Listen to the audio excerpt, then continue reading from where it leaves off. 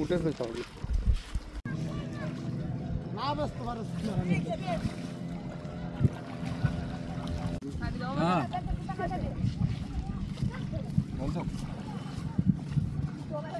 এটা তো মনে করেন গরিব দুঃখী মানুষ না, তাদের এই প্রভাবে এই জায়গার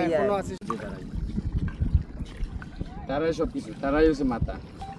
স্টিল ডাইরেক্ট লাগাইছে আপনি বালুক বড় লোকটা বলেন গরিব আর লিজে গুড়ে না আপনি সবাই বারকি দা আমরা কুটকাট করে খাই বারকি দা আমরা আমরা এলাকা শুয়ে আমরা পার দিতাম না পার আমরা টিহার রাখতাম আমরা আজীবন কাম করে তারা।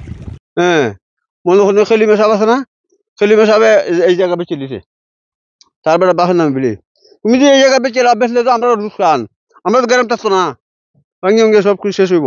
গ্রামবাসী লইয়া 3বার দাওয়াই দিছি, হ্যাঁ দিনে রাইতে আমরা দাওয়া দিছি, নৌকা এগুলো লাগলে আমরা তারাইয়ে দিছি। বা প্রভাবশালী একটা চক্র আইয়া জায়গার মালিক বানাইছে, ফাটি জায়গা কিনছে, কেনার পরে এই ফার ভাঙে নিতেছে। এই ফার ভাঙ যদি ভাঙে এখন বিজেপি ক্যামের সমস্যা, আমাদের মাঠ থাকতো না, এখানে 21টা গ্রাম বিহি লইব, বুঝি কি 21টা গ্রাম ভাঙে যাবো। তে আমাদের এই ফারটা তাহলে এখন ফার আইয়া পর্যটকরা আইয়া নৌকা লাগাইয়া এই বালুর মাঝে খেলাধুলা করে। এই ফারটা অচিরেই বন্ধ হওয়ার জন্য আমরা প্রশাসনকে আকুল আবেদন জানাই।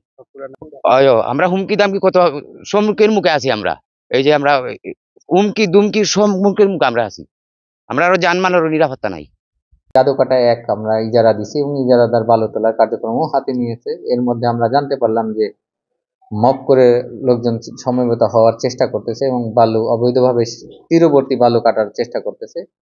তো এই খবর পাওয়ার পরপরই আমরা একটা টাস্ক ফোর্স গঠন করি। টাস্ক ফোর্সের মধ্যে বিজিবি আছে, পুলিশ আছে, আনসার আছে, পরিবেশ অধিদপ্তরের প্রতিনিধি আছে এবং আমরা নৌ পুলিশ এবং র্যাবকেও চিঠি দিয়ে বলছি যে এই টাস্ক ফোর্সের কার্যক্রমে সহায়তা করে।